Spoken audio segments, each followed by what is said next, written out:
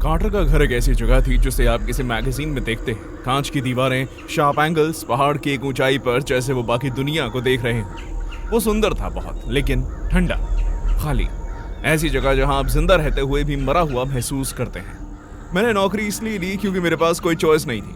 मुझे ट्यूशन के पैसे देने थे और मेरा बैंक अकाउंट एक मजाक बनकर रह गया था। जब उन्होंने मुझे आमतौर से 3 गुना पैसे देने की बात रखी तो मैंने उनसे कुछ नहीं पूछा। ईथन पहले ही खाना खा चुका है और नहा चुका है, मिसेस कार्टर ने कहा। उनके कान के डायमंड इयररिंग्स चमक रहे थे और कंधे पर महंगा पर्स लटका हुआ था। वो मुस्कुरा रही थी, लेकिन उसमें एक हिचक थी। हम आधी रात तक वापस आ जाएंगे। और फिर वो चले गए और मुझे अपने 8 साल के बेटे के साथ उस कांच के महल में अकेला छोड़ दिया। ईथन अपनी उम्र के बच्चों के हिसाब से बहुत शांत था। जब मैंने उसे बताया कि सोने का वक्त हो गया है तो उसने कोई बहस नहीं की, बस बिस्तर पर चढ़ गया, कंबल को अपने चेहरे तक खींच लिया और अपनी बड़ी बड़ी आंखों से मुझे देखने लगा। वो हमेशा तब आता है जब ये लोग चले जाते हैं। जैसे ही मैं लाइट बंद करने लगी तो उसने कहा, उसे तुम्हारी जैसे लड़के पसंद है। मैं डर गई। कौन? मैंने जितना भी पूछा, ईथन ने कोई जवाब नहीं दिया। इसकी बजाय वो बस अपनी आंखें बंद कर लेता था। घबरा कर मैं लिविंग रूम में आ गई और अपनी बुक में ध्यान देने की कोशिश करने लगी। लेकिन सही बताऊं तो घर की हर खटपट मुझे चौंका देती थी। ठीक 9 बजे दरवाजे की घंटी बजी। मेरा दिल जोर जोर से धड़कने लगा। सिक्योरिटी मॉनिटर पर एक आदमी दरवाजे पर खड़ा था, सूट पहने हुए, बेहतरीन बाल, सीधे कमरे में देखकर मुस्कुरा रहा था, जैसे उसे पता हो कि मैं देख रही हूँ। हाय लिसा, उसने मेरे इंटरकॉम प्रेस करते ही कहा। उसकी आवाज नरम थी, बहुत नरम थी। मैं डैनियल, ईथन का अंकल। मैंने पहले से रेचल को बताया हुआ है। मुझे बस स्टडी से कुछ किताबें उठानी है, मैं चला जाऊंगा। मुझे डर लगने लगा। मुझे बताया नहीं गया था कि कोई आने वाला है।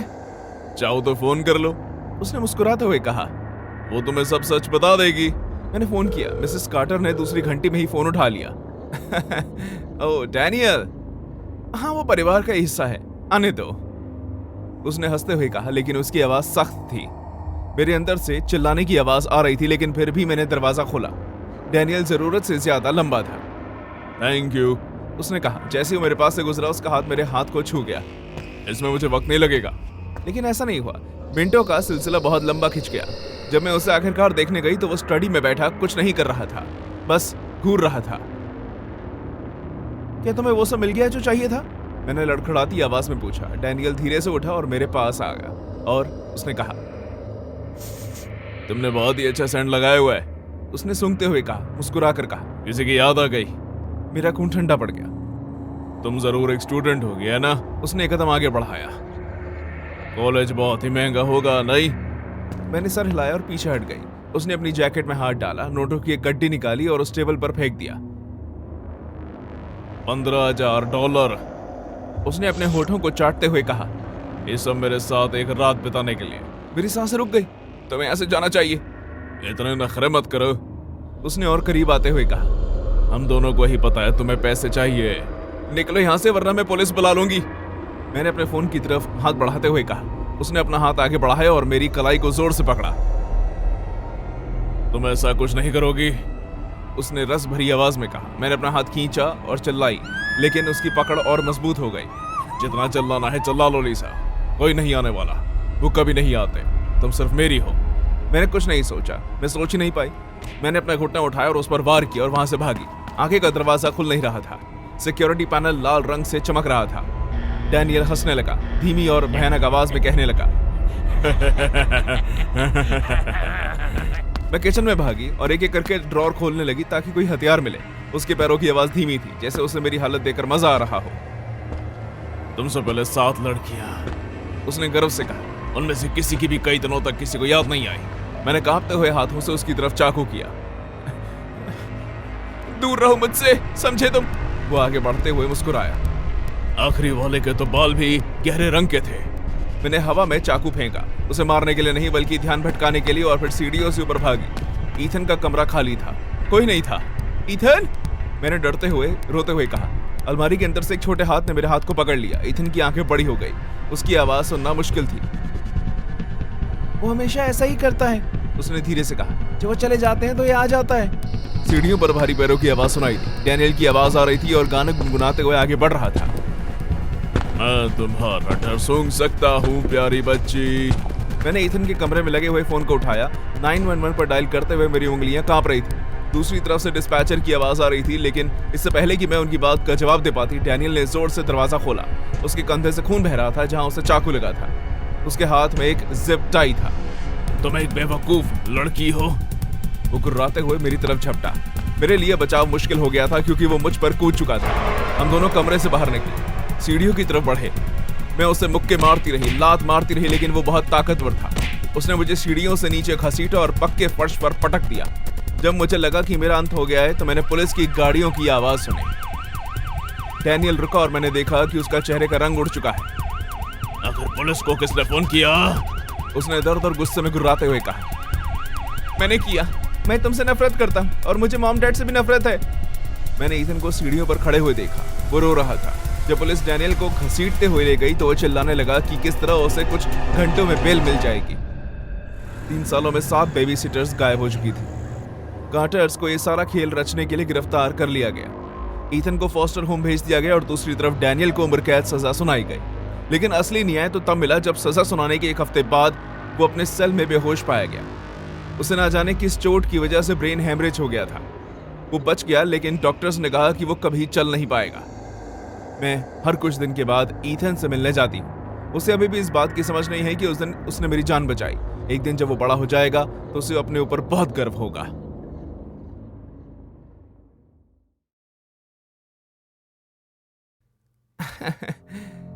एमा बहुत ही अच्छी कहानियां बनाती हैं। मिसेस हेस ने हंसते हुए अपने डायमंड के इयररिंग्स को शीशे में देखते हुए कहा।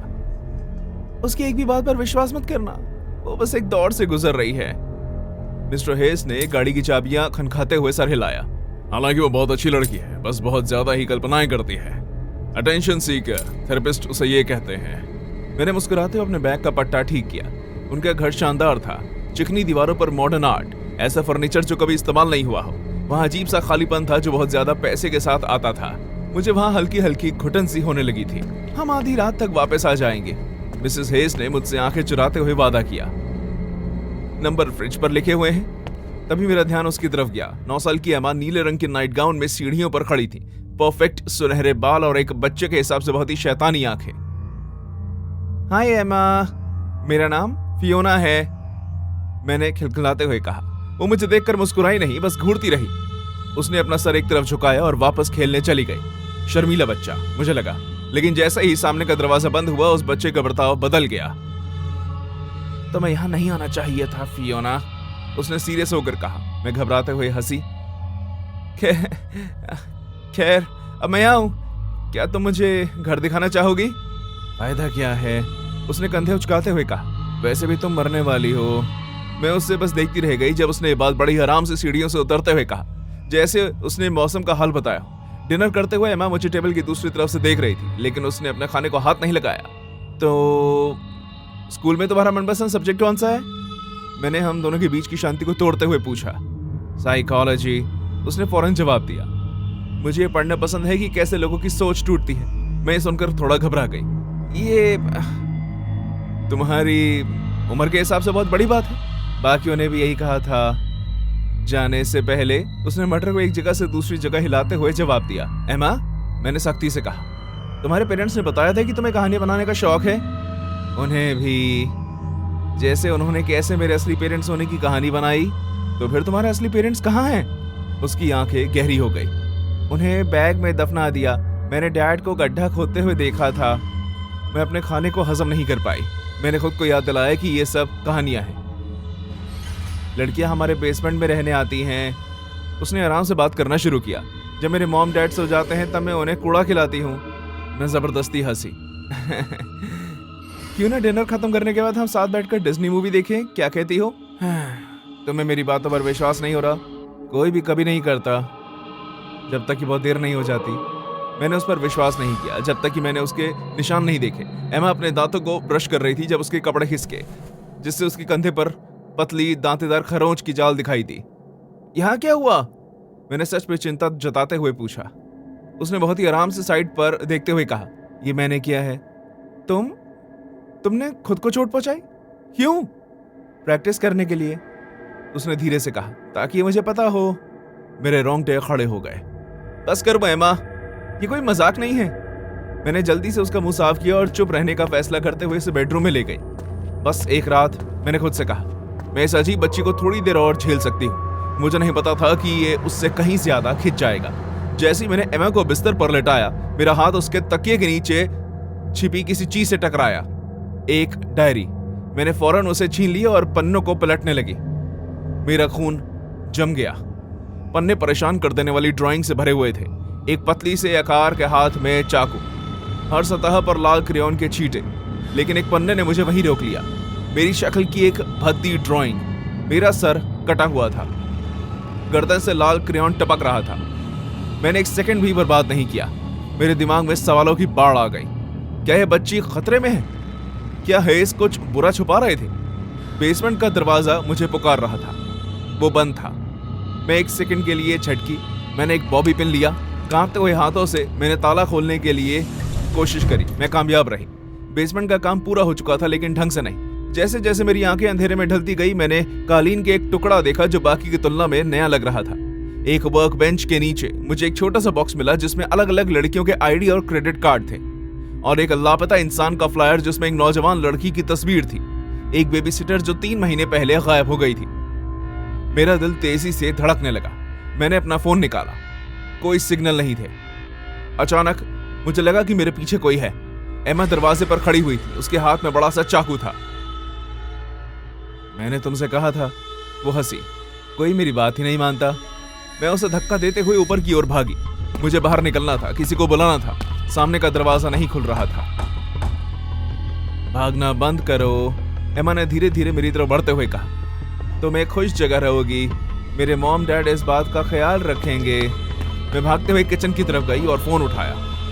वो डेड था। उन्होंने इसे तभी बंद कर दिया था जब वो निकले थे, एमा ने चाकू को हवा में झूलते हुए बताया। मैं पीछे हट गई। एमा, रुक जाओ, तुम बीमार हो और तुम मेरा इलाज हो। हम ये हर कुछ महीनों में करते हैं। किसी ऐसे इंसान को पकड़ते हैं जिन्हें गायब किया जा सके। देखो, हम। मेरी आवाज लड़खड़ाई और तभी ड्राइववे में गाड़ी आकर रुकी। मिस्टर और मिसेस हेस वापस आ चुके थे। मैं, मेरे मॉम और मेरे डैड, एमा ने कहा। मैंने इसकी शुरुआत मॉम डैड से की थी। डैड ने मुझे नहीं रोका। उन्होंने मुझसे कहा कि हमें परिवार का नाम बचाना है, जायदाद। भारी कदमों की आवाज घर के आंगन तक आ गई। उन्हें बाद में वीडियोस देखना बहुत पसंद है, एमा ने स्मोक डिटेक्टर में लगे एक छोटे से कैमरा में देखते हुए कहा।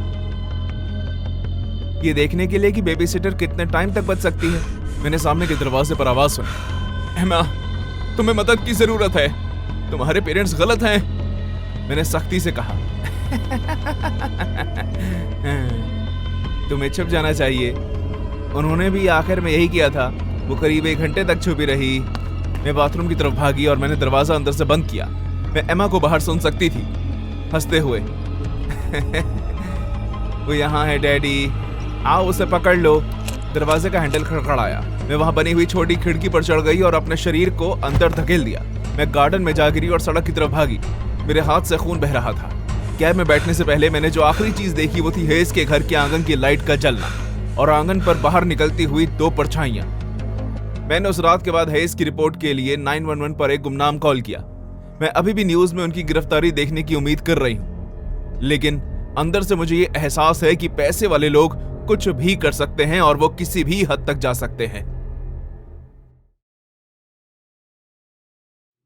हम पहली बार मॉम डैड बने थे और इस नए माहौल में सो नहीं पा रहे थे। हमारे आसपास कोई परिवार भी नहीं था जो हमारी मदद कर सके। हमारी बेटी लिली हर रात रोती रहती। मुझे 2 हफ्तों से गर्म खाना खाने को नहीं मिल रहा था। घर से पुराने फॉर्मूला और थकान की महक आ रही थी, और फिर जैसे कोई फरिश्ता सीधे हमारी परेशानी देखकर आ गया। किसी ने हमारे घर के दरवाजे पर फ्लायर छोड़ दिया। मैं वो देखकर खुश हो गई। अनुभवी बेबी सिटर, CRP सर्टिफाइड, बेहतरीन रेफरेंस, कॉल एलाइजा। मैं सच कहूं तो ऐसा लगा जैसे यूनिवर्स खुद बीच में आकर हमारी मदद करने का फैसला कर रहा हो। एलाइजा एकदम परफेक्ट थी, सुलझी हुई, समझदार। उसकी आवाज रेशम जैसी थी, उसके कपड़े चिकने, उसकी मुस्कान कोमल लेकिन पूरी तरह से खाली। जब से उसने लिली को छुआ, उसका रोना बंद हो गया। मैं शावर लेते हुए राहत की सांस लेकर रोई। पहली बार जब वो लिली के साथ बैठी तब मैं लगातार 4 घंटे तक सोई। ऐसा लगा जैसे मैं जाग गई हूँ। लेकिन फिर चीजें तेजी से बदलने लगी। मुझे लिली के खिलौने अजीब जगहों पर मिलते थे। कभी उन्हें छोटे छोटे घेरे तो कभी अजीब पैटर्न में रख दिया जाता, जैसे कुछ गलत किया जा रहा हो। वो हमेशा खिड़की की तरफ मुंह कर कर बैठे होते थे और अलाइजा हमेशा जल्दी आ जाती थी, हर बार तब जबकि मैंने उसे मदद के लिए बुलाया भी नहीं होता था। आखिर वो इस घर में कर क्या रही थी? मुझे बस लगा कि शायद तुम्हें मेरी जरूरत होगी। जब भी वो अंदर आती तो यही कहती, जैसे वो एक केयर टेकर हो और मैं एक छोटी बच्ची।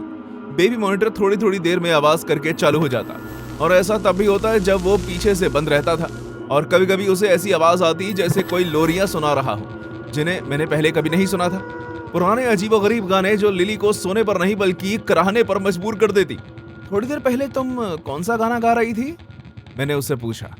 ओह, कुछ खास था वो छोटी लिली के लिए, उसने डरावनी मुस्कान के साथ कहा। वो मुस्कान मेरे दिमाग में बस गई। एक सुबह मैंने बीमार होने का नाटक किया और घर पर ही रही। नर्सरी के टूटे हुए दरवाजे के पीछे मैंने उसे सुना। वो लिली से बातें कर रही थी, लेकिन एक ऐसी भाषा में जिसे मैं समझ नहीं पा रही थी। फिर उसने हिंदी में बात की। वो तुम्हें कभी नहीं चाहते थे, लेकिन मैं चाहती हूँ। मुझे ऐसा महसूस हुआ जैसे मेरे शरीर को बर्फ से ढक दिया गया हो। नेट ने मुझसे कहा कि मैं पागल हो गई हूँ, मुझे ढंग से नींद नहीं आ रही। उसने लिली को बहुत अच्छे से संभाला हुआ है, उसने कहा। उस रात मैंने अलाइजा का नंबर चेक किया, कुछ नहीं, कोई पूरा नाम नहीं, ना कोई बैकग्राउंड, कोई सोशल मीडिया पेज नहीं, एक बर्नर फोन। मैंने फ्लायर में दिए गए नंबर पर फोन मिलाया, हर बार डिस्कनेक्ट हो गया, आखिरी तक। मुझे उसे तभी निकाल देना चाहिए था, लेकिन मुझे सबूत चाहिए था, इसलिए मैंने एक नैनी कैम खरीदा। उसकी रिकॉर्डिंग आज तक मेरे रोंगटे खड़े कर देती थी। सुबह के 3 बजे अलाइजा लिली के कमरे में थी, उसे अपनी बाहों में पकड़े हुए। शीशे के सामने खड़ी होकर उससे बोल रही थी, वो लगभग तैयार है, हमें बस तुम्हारी मॉम से छुटकारा पाने की जरूरत है। उसकी बात सुनकर मेरे कान खड़े हो गए। उस रात मैंने सोने का नाटक किया। जब अलाइजा आई तो मैं चुपचाप उठी और उसे नर्सरी में दबे पांव जाते हुए देखती हूँ। मैंने उसे देखने के लिए पीछे से दरवाजा बंद कर दिया। नंगे पांव डरते हुए मैंने अपने दिल की धड़कन को संभालते हुए उसका पीछा किया। मैंने दीवार पर लगी पुरानी हीटिंग ग्रेट से झांका। अलाइजा पलने के आगे घुटनों के बल बैठी थी। मैंने देखा कि वो पलने के नीचे कुछ खोल रही थी, एक ऐसा कंपार्टमेंट जिसके बारे में मुझे कभी नहीं पता था। उसके अंदर तस्वीरें थी, मेरी सोते हुए, नहाते हुए, हॉस्पिटल में लिली को पकड़े हुए। वो हमें फ्लायर मिलने से कई पहले से देख रही थी। मुझे चक्कर आ रहा था और मैं पीछे हट गई। अगली सुबह मैंने नेट को बताया कि मैंने क्या देखा। हम अलाइजा का इंतजार कर रहे थे। वो मुस्कुराते हुए अंदर आई जैसे कि कुछ भी गलत नहीं हुआ हो। मैंने उससे पूछा, आखिर कौन हो तुम और मेरी बेटी से क्या चाहती हो, तुम बताओ। उसकी मुस्कान में कोई बदलाव नहीं आया। तुम्हें मैं याद नहीं हूं, है ना? मैं मैटरनिटी वार्ड में थी, मुझे लिली के साथ जाना था, लेकिन उन्होंने उसे तुम्हें दे दिया। मैं यहाँ वो वापस लेने आई हूँ जो मेरा है। सब कुछ रुक गया। कमरे का आकार छोटा लगने लगा। फिर वो लिली की तरफ झपटी, लेकिन नेट ने उसे पकड़ लिया। हम दोनों ने मिलकर उसे लिविंग रूम में एक कुर्सी पर बांध दिया और 911 पर फोन किया। अगर ये कोई हॉरर फिल्म होती तो अलाइजा पूरी तरह से साइको मोड में आ जाती, लेकिन आप यकीन नहीं करेंगे कि असल जिंदगी में कितना डरावना था। ऐसा लग रहा था जैसे उसे एहसास हो गया और उसने हार मान ली, जैसे उसके अंदर कुछ टूट गया हो और उसने वो नकाब पहनना बंद कर दिया जो उसने इतने लंबे समय से पहना था। ऐसा लग रहा था जैसे वो खुद थक गई है। यहाँ तक कि जब पुलिस आई तब भी अलाइजा ने एक निर्दोष सिटीजन की तरह कोऑपरेट किया, लेकिन जब पुलिस ने उसे हथकड़ी लगाई तब भी वो लोरी गुनगुना रही थी। उसकी उंगलियों के निशान ने बाकी कहानियां बयां कर दी। अलाइजा मॉन्टगोमेरी, एक एक्स नाइक्यू नर्स, ने कई साल पहले अपनी मानसिक हेल्थ खराब होने की वजह से छोटी सी बच्ची की कस्टडी खो दी। उसकी बेटी को एक फॉस्टर होम में दिया गया जहां घर में आग लगने के कारण वो मर गई। तब से वो हमारे इलाके में नई मॉम्स को निशाना बना रही थी, बच्चों की देखभाल करने के नाटक कर रही थी। लिली के पास आने से पहले 3 बच्चे गायब हो चुके थे। 3 परिवार बर्बाद हो गए थे। हम लगभग चौथे नंबर पर थे।